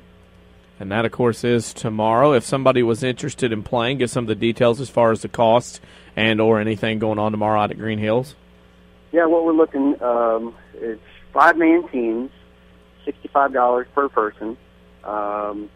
We've got 23 teams right now signed up. If you want to come out to Green Hills. We take care of you. You'll have a lunch with brats, hot dogs, hamburgers, chips before you tee off. Then the fee includes golf. Along with that, you get your drinks while you're on the course. And then afterwards, we provide a meal of chili, hot wings, ravioli, and drinks after that as well. So it's a pretty good deal for $65. We're looking for hole sponsors as well. $50 gets you your name on a sign on a hole. If anyone wants to provide a donation, tickets or anything, we're also looking for that kind of stuff as well. And that goes on tomorrow at 12:30, lunch 11:30, and you said all those teams. And at this point, is it nervousness going on for you in the committee, or is it just here it is, it's going to happen, and here we go? Well, for me, I think we're past the nervousness. We're ready to go. But I've had a lot of help, and I can't even say it's me. Alan Haley, Webby, Sam, Paul Pennington, Scott Haley, Cindy Waldman, and Mary Haley. They did all the dirty work on this, and I just kind of, trying to spread the word a little bit more here. So for me, it's just let's get out there tomorrow and thank all those that come and support and help our student athletes. I'm looking forward to playing it. The weather should be beautiful tomorrow after the rain last night. And before we let you go, we always have one question at the end. It's our WMIX Sports social media question of the week. And since today, as you probably know, it's high school ACT test today around the state, around the country. So we're asking all of our guests today, what was the toughest test you ever took in your school academic career? Oh, I've listened to. I don't know if I can top their Mount Vernon's coach with the test with the human body parts, but for me, it would probably be the statistics course, I cooked down at Southern in my senior year. I was ready to graduate. I don't know if I was fully prepared, but I can still have nightmares about that test. Is this general stats, business stats, inferential stats? Which type of stats? It was just general it was business stats. Oh my gosh, I have empathy for you there. That I lived through Well, that one. You know, it was like May of 2003, and I was ready to graduate, and probably should have studied a little bit more. On that one. We feel you. Eric, thank you for taking the time to join us, and good luck with the Spartan Scramble tomorrow. Well, I want to say thanks to Danny and you and Mike, Chris, for all the coverage you gave us, these small schools. We really appreciate it, and can't tell you how much our parents and students are thankful for it. Well, thank you very much. That means a lot. Thanks, sir. Thanks, guys. That is Eric Witges, of course, athletic director there at Waltonville High School, and that's always good to hear something like that. We do have one final break we need to slip in. Before we do, there were a few games played last night in the world of high school sports. Mostly games will be made up today. Of course, Mount Vernon Rams football at Triad will be at 2 o'clock today. That'll be a 1:40 pregame, WMIX AM. Video online at mywithersradio.com. And since there's no hurricane and no rain, a beautiful sunny day with a 0% chance, it'll be a crystal clear picture on mywithersradio.com. And Jared Shaner will actually get some film that maybe the opposition will be willing to trade this time around. But that maybe sharp opine aside, we'll go to what else is going on today. The scores from last night: Benton over Pinckneyville 20-16, Alton over Collinsville 14-6, Chatham beat Charleston 42-41, Highland over Mattoon 35-21. You look at today: Althoff and Mascoutah, Carbondale, Waterloo, Effingham at Centralia, Harrisburg at Marion, Cahokia at St. Louis Miller Career Academy, Tucoin at Heron, AJ at Massac, Murphy at Sparta, Nashville at West Frankfort, Salem at Carterville, Chester at Carmine, Johnson City at CZR, El Dorado at Alvarado Tricon, a potato, tomato game. And then you have Hamilton County at SVWW and Fairfield at Vienna. It's almost a playoff-like Saturday with the number of games going on. Not saying the quality of games will be the same, on Twitter. But it will be similar with all the games going on, all different times of the day and night. And there's games from 11. And O'Fallon goes to Belleville West tonight at 7, if anybody's looking for a bigger school game to go to, or a game tonight at 7 o'clock. I either saw that on Twitter or Facebook. It doesn't matter which, because it was WMIX Sports. So if you want that type of insight, be sure to follow and or like and or find WMIX Sports on social media.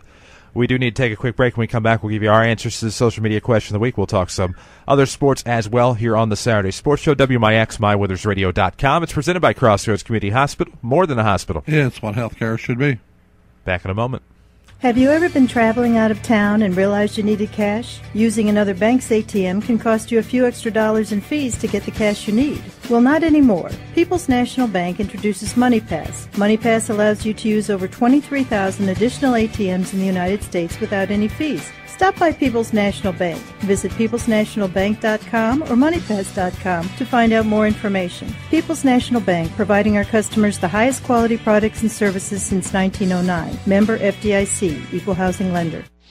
I'm Kevin Snyder with a look at your next rad weather for today. Clouds breaking for some sun, cooler and less humid during the afternoon, high 72. Tonight, clear and cool, low 49. Pleasant tomorrow, mostly sunny, high 76. Low tomorrow night, 50. Pleasant on Monday, bright sunshine, high 79. Mostly sunny and nice on Tuesday, high 83. Wednesday, mostly sunny, high 87. Next rad weather from WMIX, Mount Vernon, Illinois. Have you ever wondered what you could do with $8,000? Hi, Roy Schmidt, Ford dealer, Ford Square, Mount Vernon. $8,000 is exactly what you'll save off of MSRP on a diesel F-250 Crew Cab 4x4 or an F-150 Super Cab 4x4 when financing with Ford Motor Credit. The F-150 is a true wonder of the automotive world with towing and hauling capabilities perfect for farm equipment and the entire family. The F-250 Diesel Crew Cab 4x4 boasts 6.7-liter Power-Stroke turbo diesel engine with best-in-class power and fuel economy, as well as clean and quiet operation. Come see one of our sales associates to save big money and drive away in a Ford F-Series or any Ford Lincoln model. New or pre-owned at Ford Square 1501 Broadway in Mount Vernon, online at fordsquare.com, and find us on Facebook. You can count on us. Yes, you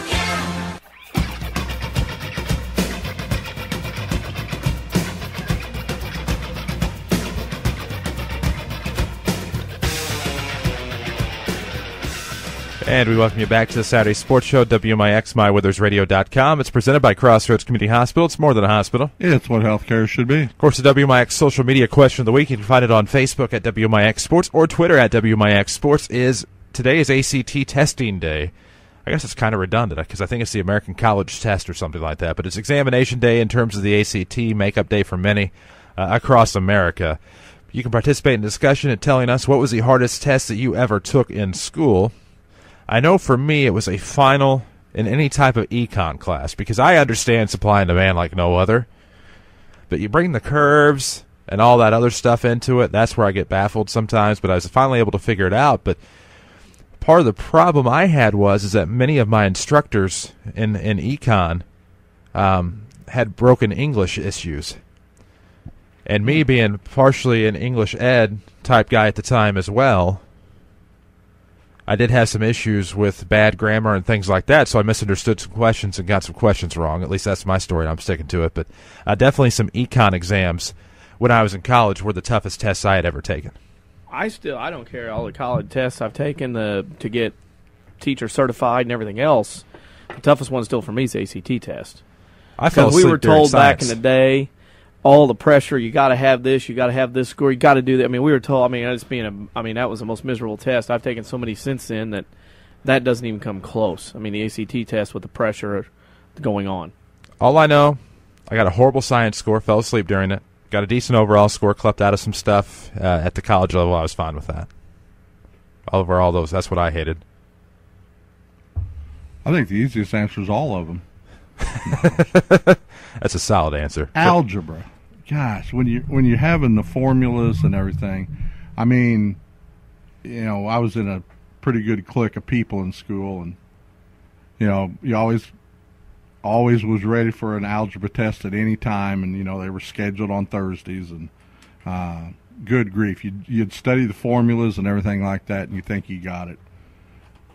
After it's over, you get to talking to everybody else, all your buddies and everything. How'd you do? Oh, man, aced it, absolutely aced it. Said the same thing. Friday comes, you get your paper back 0. Wrong formula. Because you could get the answers. You could get the answers every time that you thought they were. But it didn't matter. It's how you got the answer, one of them type deals. And, yes. That was the aggravating thing. That just irritated me. I ran into that with math all the time. Oh, my gosh. Show your work. No, I'm not going to show you my work because I don't want you to know how I got there. Yeah. Because maybe I don't want you to know what I know. Yeah, I mean, that was the aggravating thing there. You get the correct answer, but yet no credit because you didn't show the proper formula. That was hard for me to digest. Well, I used to use that a lot in high school. It used to catch the teacher off guard, except for Diane Nottmeyer, who her husband was at my parents' wedding, so she had known my family, and I didn't even know this. So she called me on my BS one day, and needless to say, that was the last time I ever used that excuse. Well, Mr. Gaunt was really good about that. He, thank goodness we had a couple of brainiacs in the class, my bride being one of them. So sometime we got fortunate enough to round off grades, which helped us out many times. Mine was any test except for shop. Shop test I could ace. Any other test, no, put them off to the side. Algebra, whatever it might be. No, I did not do well at it at all, except for maybe PE. Yeah, the test PE, yeah, I could pretty well handle that. I handled lunch. Okay. I handled lunch, handled study hall pretty well, but yeah, you put any kind of other test in front of me, and I did not do very well at all. Might as well say it just wasn't me. Well, and you can participate in the discussion on Facebook, facebook.com/WMIX Sports. Follow us on Twitter at WMIX Sports. Tweet us your answer as well. Speaking of tests, it appears the commissioner of the NFL has failed a test. That suspension yesterday of all those New Orleans Saints players has been lifted by a committee, I believe a 2-1 vote. I'm not sure what that says about the state of football right now with that committee, and Mr. Goodell. I think that's not off to a good start in his tenure to have rules in place. And I know they were, non-field activities as far as during the calendar year, but yet it still happened, and he ruled on it, and now to be overturned, boy, I just tell you what, I'm sort of concerned about the next thing that happens on the field, how he's going to respond himself. Well, and that certainly is a crazy story. Everybody will definitely have to read up more on that to see what happened with the New Orleans Saints and those suspensions uplifted. There are so many of them that happened. But it's a busy weekend. Obviously, football does finally kick off in terms of the NFL. Finally, this time they count. The Dallas Cowboys and New York Giants got things kicked off on Wednesday night. 24-17 was your final there. Great game, I thought. Wasn't the game that I was concerned with. I think I'm a closet Giants guy. I really do. And I love blue, and I'm a big Eli fan. Other than that, and my fantasy interest, that was really the only reason I was interested in that game. That and the fact it was real football. Real football, I think, was the key. I think, we got it kicked off a little bit last weekend with college football, and now the carryover of a Wednesday night game instead of Thursday. Now you're going to have a full docket on Sunday, followed up by that doubleheader on Monday night, and, all eyes are looking on Sunday night's game with several games of interest. I mean, good grief, Green Bay hosting the 49ers, tomorrow. I'll give you that one. So, wow. Other than some of those, in Pittsburgh, Denver, I was very underwhelmed by the options that we have. Like St. Louis, Detroit, I'm interested in that one only because it's on AM 940. Broadcast starts at noon. And I coach. Yeah, that's true. If you have never seen D.C., or if you have seen D.C. and you've not seen Jeff Fisher, I don't know that we've ever seen them in the same room at the same time. And not just because that they would have no business being in the same room at the same time, just because they look that much alike. It's scary. I know. What amazes me is I still get texts from people that may not have your number but have mine, and they're like, oh, my gosh, D.C. looks like Jeff Fisher. I'm like, yeah, we've been telling everybody that for a long however many time. years now. Yes. But you got to go beard. Help me out. He's in mustache mode now, but I think he'll go beard here eventually, shortly. I can get a mustache, but mine's just as good as those mustaches. I do want one of those Jeff Fisher mustaches. I guess they're even going to create an app with the Jeff Fisher mustache. That's pretty cool. But Atlanta, Kansas City, Philadelphia, Cleveland, Washington, New Orleans, St. Louis, Detroit, and if any of those Saints play and are in tip-top shape, that definitely changes the complexion of the Washington-New Orleans game. But New England, Tennessee, Miami, Houston, Jacksonville with new ownership in Minnesota. Yes. Our yes, WMIX teacher with your sports hand raised. Correspondent John Shadowens attending the New England at Tennessee game tomorrow. Well, I can't imagine. To go see his favorite Bill Belichick coach. Is he just a Belichick guy or is he a Pats guy? Belichick guy. That makes sense. Mm-hmm. The new look St. Louis Rams Patriots receiving core.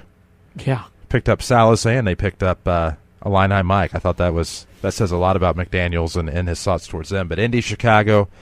Ooh, that one will actually be on local TV, so I get to see the Colts for the first time and only time this year. Carolina, Tampa, Seattle, Arizona, San Fran, Green Bay. Seattle, Arizona? Carolina, Tampa. I went a little quick for That'll be an interesting game, I think. I'm looking forward. Hopefully, I will. I might have that one. I hope so. If not, I'll watch Red Zone. But Pittsburgh, Denver is one I am really looking forward to as a Peyton Manning guy. I just want to see how he does. That's the Halo game. Sure, it is. Thou shalt not touch. James Harrison, don't go near him. James Harrison should walk on the field with his checkbooks. I hear. And he might not even play. Ryan Clark's not going to be able to play, so Harrison might not even play.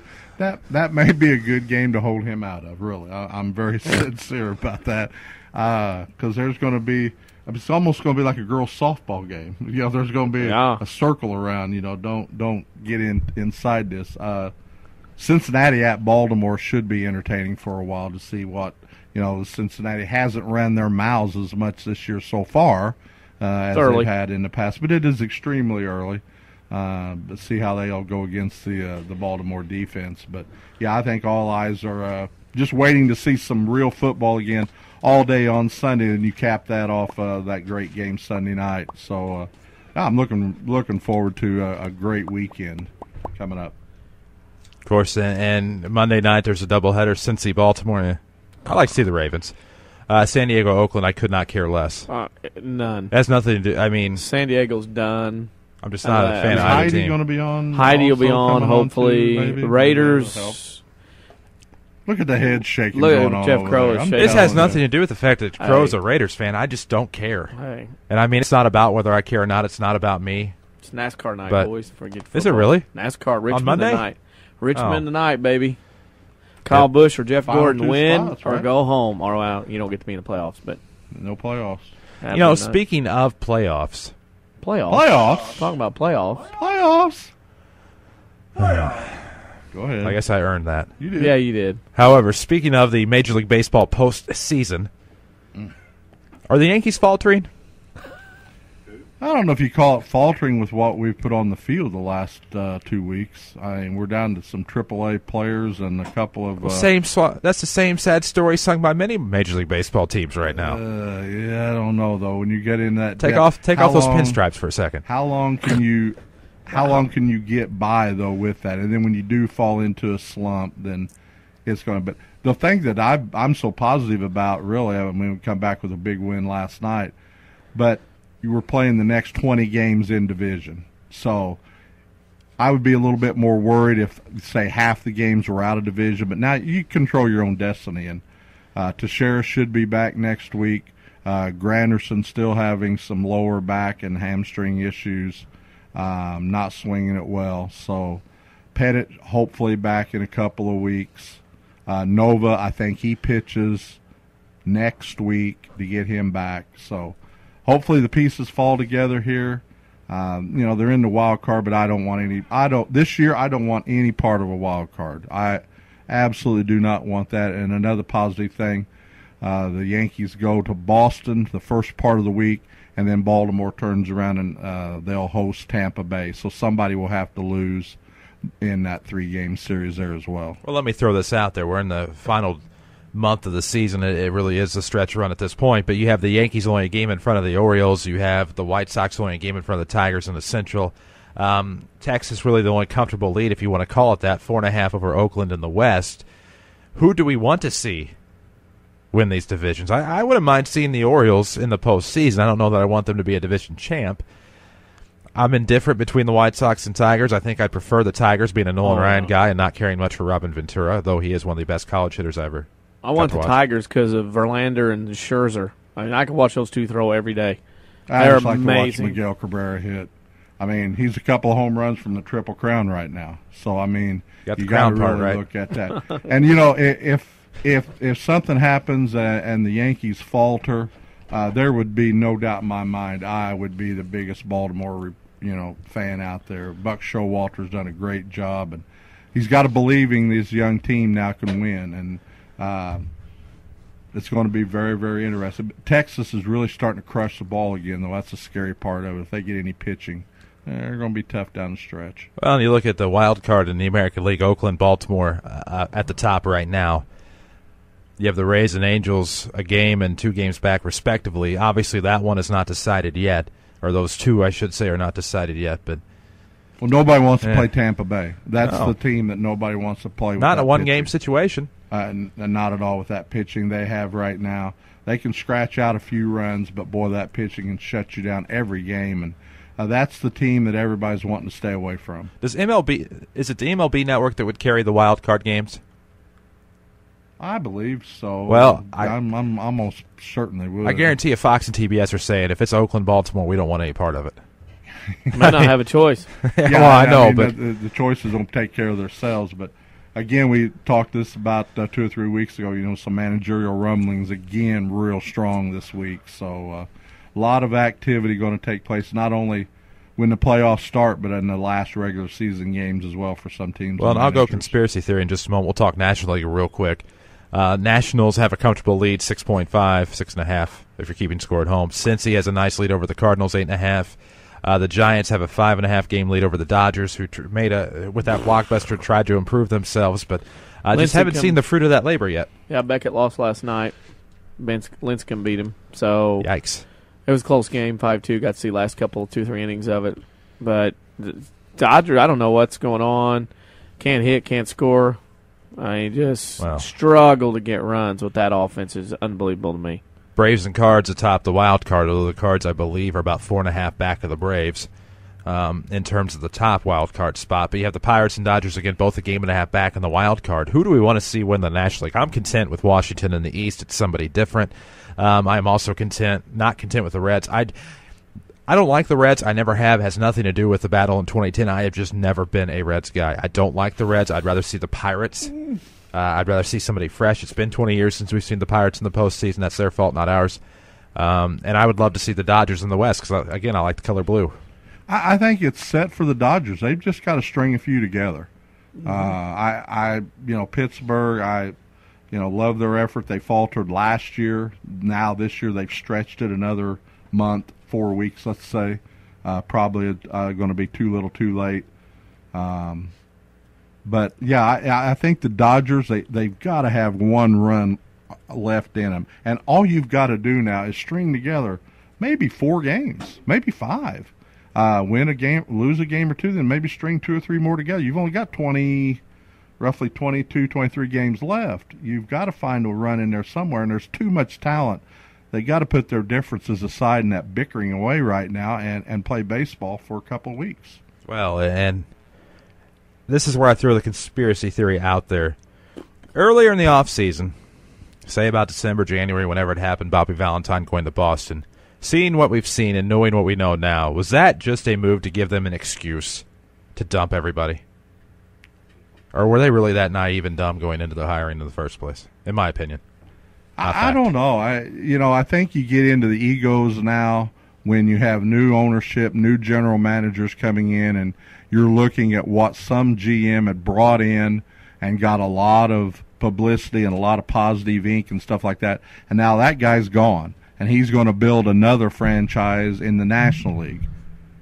Was it done that way? I don't know, but they definitely are shedding ties, with the old regime there at the Red Sox. And I think the bottom line is you just got to look back at September. Boston got some injuries, got a year or 2 longer in the tooth with certain players. It's carried over. Just honestly, they're not a very good baseball team. I mean, that's just flat out honest. They're just not a very good team right now. Well, so that's a way to do it, and Bobby V will probably be gone as soon as the last out is made in this regular season. I wondered if that radio outburst would cut that a little bit shorter, but I think you're right there. That'll be the absolute latest. Yeah, totally out of well, he just lost his head again. I mean, it's just typical.